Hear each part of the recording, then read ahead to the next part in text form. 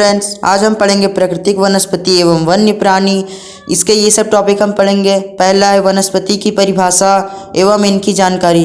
वनस्पति की परिभाषा और इनकी जानकारी देखेंगे।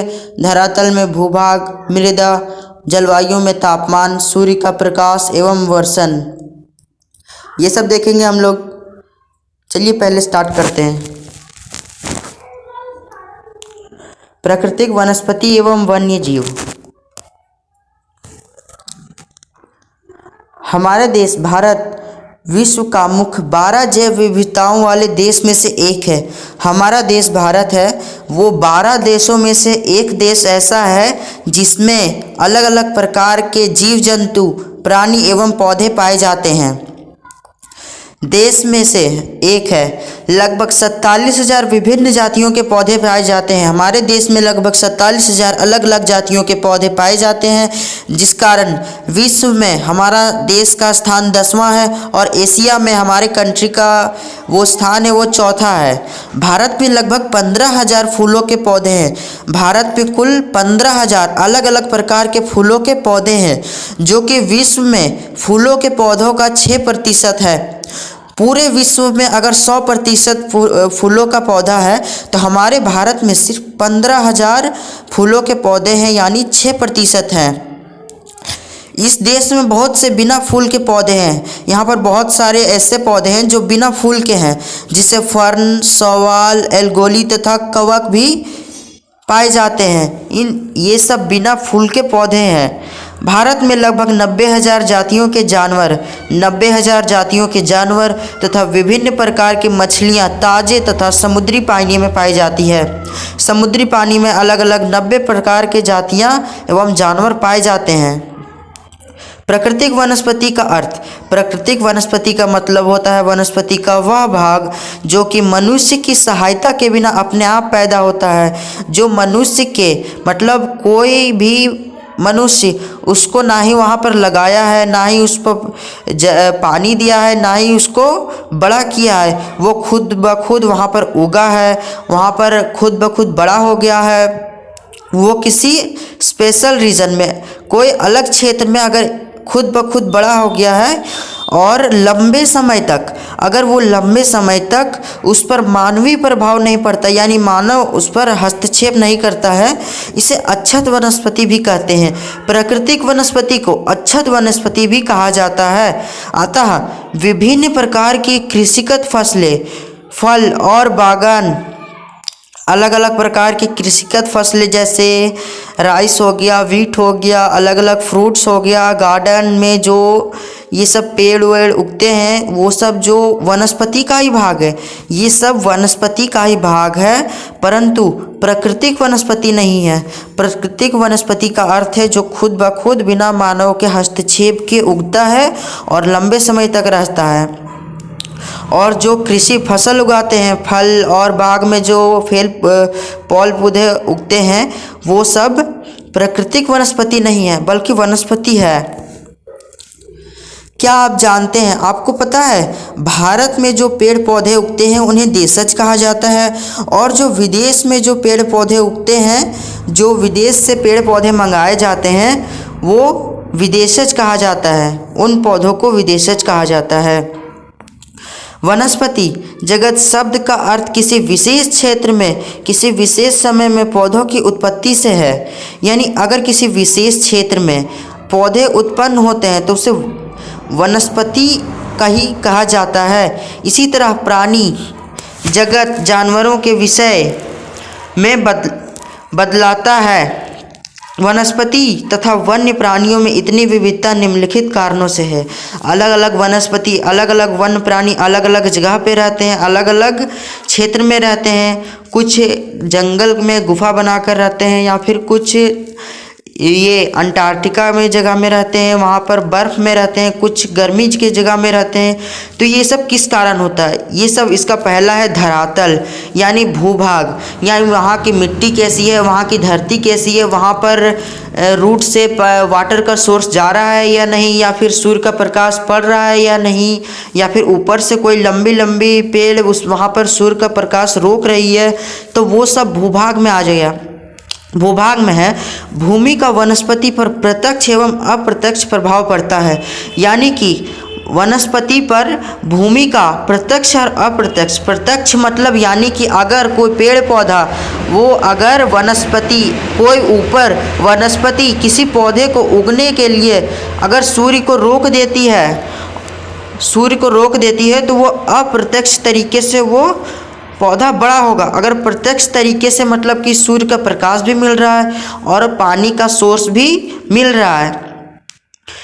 क्या पर्वत, पठार तथा मैदान, पर्वत, पठार तथा मैदान और शीतोष्ण कटिबंधीय, शीतोष्ण कटिबंधीय मतलब अर्थ है कि ना ही ज़्यादा गर्मी होगा ना ही ज़्यादा ठंडा होगा, में एक ही प्रकार की वनस्पति क्यों नहीं हो सकती। यानी जहाँ पर्वत होते हैं, जहाँ पठार होते हैं, जहाँ मैदान होते हैं। पर्वत मतलब आप समझ रहे हैं, पठार मतलब हो गया कि अगर कोई ज़मीन है वो समतल है, उसके बाद वहाँ पर से ज़मीन ऊपर की तरफ उठ गया, फिर वहाँ से समतल होने शुरू हो गया तो वो पठार कहलाता है।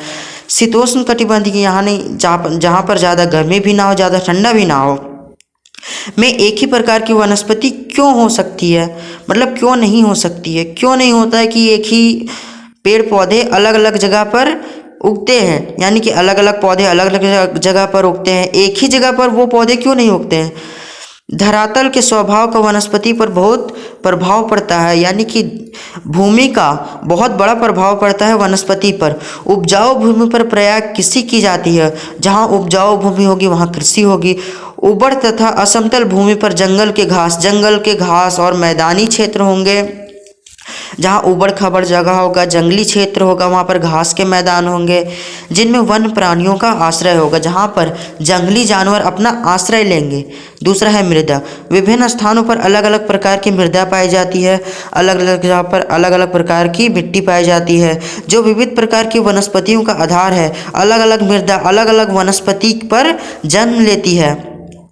मरुस्थल की बालुई मृदा में कटीली झाड़ियाँ, राजस्थान में मरुस्थल क्षेत्र है, वहाँ पर बालुई मिट्टी होती है जहाँ पर कटीली झाड़ियाँ उगती है, तथा नदियों के डेल्टा क्षेत्र में पर्णपाती वन पाए जाते हैं। नदी में कहीं कहीं डेल्टा बन जाता है, वहाँ पर्णपाती वन यानी कि ऐसे वन जो हर मौसम में अपने पत्ते गिरा देते हैं वो पर्णपाती वन कहलाते हैं। पर्वतों की ढलानों में जहाँ मृदा की परत गहरी है एवं शंकुधारी वन होती है। पर्वत की ढलान में अगर कहीं मृदा है वो ज़्यादा गहरी है, उनकी परत गहरी है, तो वहाँ शंकुधारी वन यानी कि अगर पर्वतों में कोई पेड़ पौधे उग जाएं तो वहाँ शंकुधारी वन उन्हें कहा जाता है। अगला है जलवायु। जलवायु का पहला है तापमान। वनस्पति की विविधता एवं विशेषताएं तापमान और वायु की नमी पर भी निर्भर करती है। वनस्पति है उसकी अलग अलग प्रकार और उसकी विशेषताएं, उसकी क्या क्या कैरेक्टर है, तापमान, टेम्परेचर और वायु की नमी, एयर की ह्यूमिडिटी यानी हवा की नमी, हवा में नमी होती है जो समुद्र से उठकर आती है, उस पर भी निर्भर करती है। हिमालय पर्वत की ढलानों तथा प्रायद्वीप की पहाड़ियों, हिमालय की ढलानों और प्रायद्वीप की पहाड़ियों पर 915 मीटर से ऊंचाई से ऊपर तापमान में गिरावट, अगर 915 मीटर चल जाएंगे और उसके ऊपर में तापमान में गिरावट आ जाती है, टेम्परेचर कम हो जाता है, वनस्पति के पनपने और बढ़ने को प्रभावित करती है। जब उसके ऊपर कोई वनस्पति उगता है तो वहाँ पर जो वनस्पति है ना, वहाँ की ठंड और टेम्परेचर जब कम हो जाता है, बहुत लो हो जाता है, तो वो वहाँ के वनस्पति पर भी प्रभाव डालती है और उसे उष्ण कटिबंधीय यानी गर्मी से उपोष्ण और गर्मी शीतोष्ण यानी ठंड से अल्प वनस्पतियों में परिवर्तित करती है, अल्पाइन वनस्पतियों में बदल देती है। यानी अगर शीतोष्ण है तो वो अल्पाइन वनस्पतियों में बदल जाएगा, उष्ण कटिबंधीय यानी गर्मी वाला है तो वो उपोष्ण में बदल जाता है। अगला हमारा हो गया सूर्य का प्रकाश। किसी भी स्थान पर सूर्य का प्रकाश का समय उस स्थान के अक्षांश, समुद्र तल से ऊंचाई एवं ऋतुओं पर निर्भर करता है। अगर किसी स्थान पर सूर्य का प्रकाश है तो वो अक्षांश यानी कि पृथ्वी हमारी जो है ना वो ईस्ट से वेस्ट उस तरह के डायरेक्शन में गोल गोल घूमती है। तो उस तरह के डायरेक्शन में तो अक्षांश होता है। यानी कि ये देखिए हमारी जो पृथ्वी है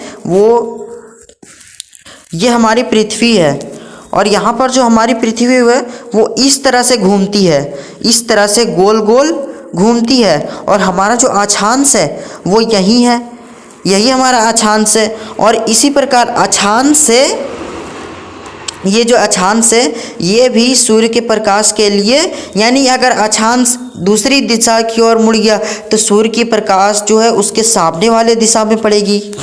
इस तरह से ये देखिए यहाँ मान लीजिए हमारा पृथ्वी है और ये हमारा सूरज है।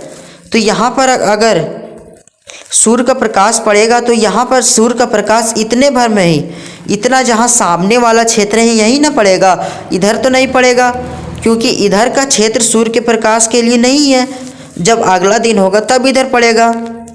उसी तरह सूर्य का प्रकाश अक्षांश पर भी निर्भर होता है। समुद्र तल से ऊंचाई, समुद्र तल से ऊंचाई पर भी निर्भर होता है क्योंकि जहाँ समुद्र तल है उसके ऊंचाई में, यानी कि अगर सूर्य जो है हमारे पृथ्वी कम से कम 71% जो है वो उसमें वाटर है, तो 71% वाटर में समुद्र तल का भी एक योगदान होता है कि सूर्य के प्रकाश को ये समुद्र तल से ऊंचाई में रहे।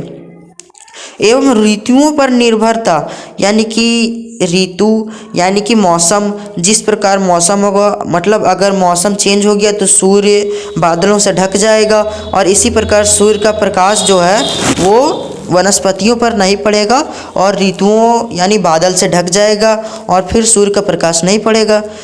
प्रकाश अधिक समय तक मिलने के कारण वृक्ष गर्मी की ऋतु में जल्दी बड़े होते हैं। अगर सूर्य का प्रकाश ज़्यादा मिलेगा तो गर्मी में ये जो वनस्पति हैं वो जल्दी जल्दी बड़े होंगे।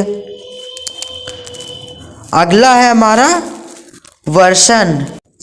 भारत में लगभग सारी वर्षा आगे बढ़ते हुए दक्षिण पश्चिम मानसून, यानी कि हमारा ये देखिए ये हमारा भारत है, मान के चलते हैं।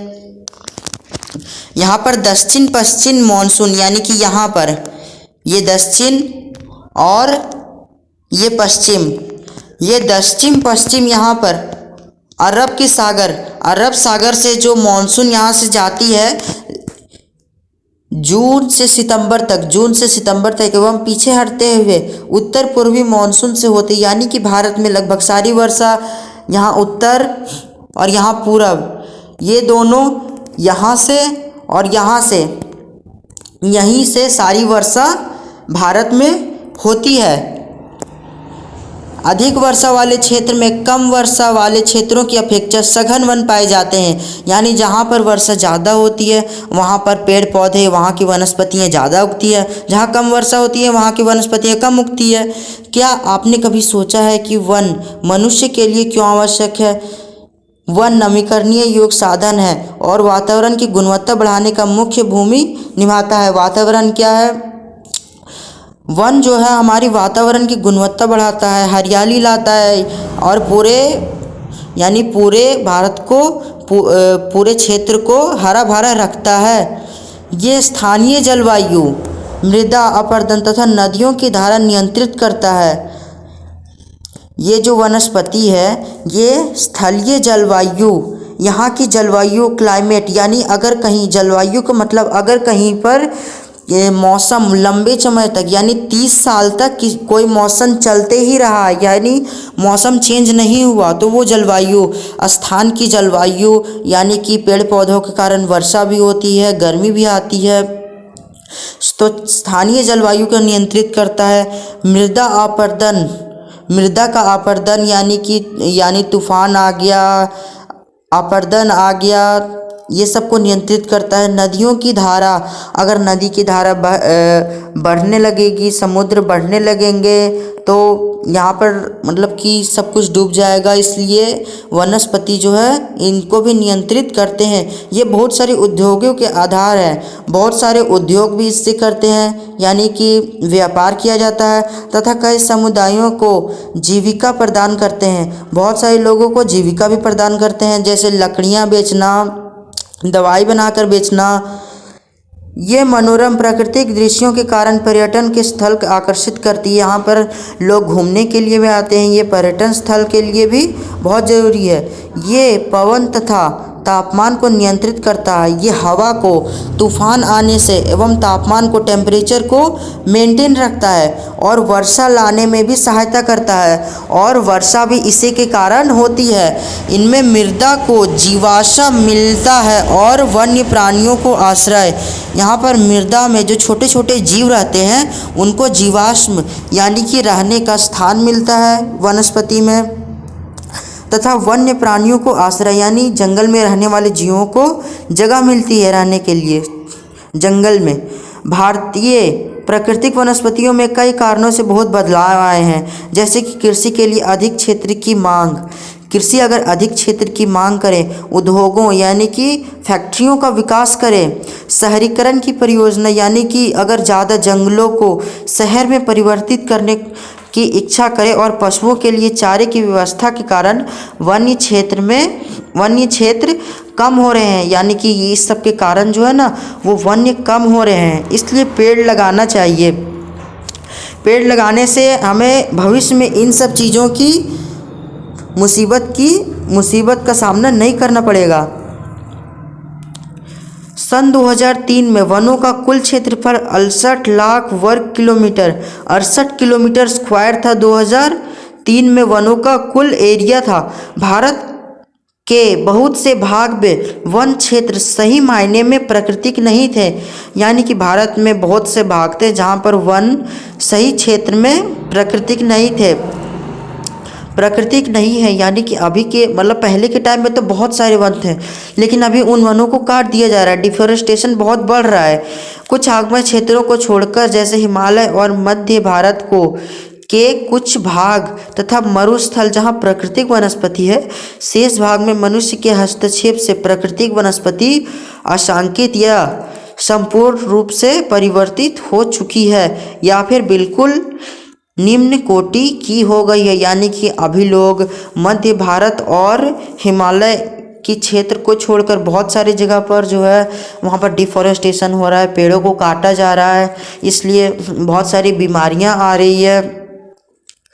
ठीक है, तो अगर आपको मेरी ये वीडियो अच्छी लगी तो वीडियो को लाइक करके चैनल को सब्सक्राइब कर दीजिएगा। मैं आप लोग के लिए रोज़ क्लास 9 के जो टर्म 2 का सिलेबस जो है उनका कंप्लीट कराने में आप लोग के लिए नए नए वीडियो लाता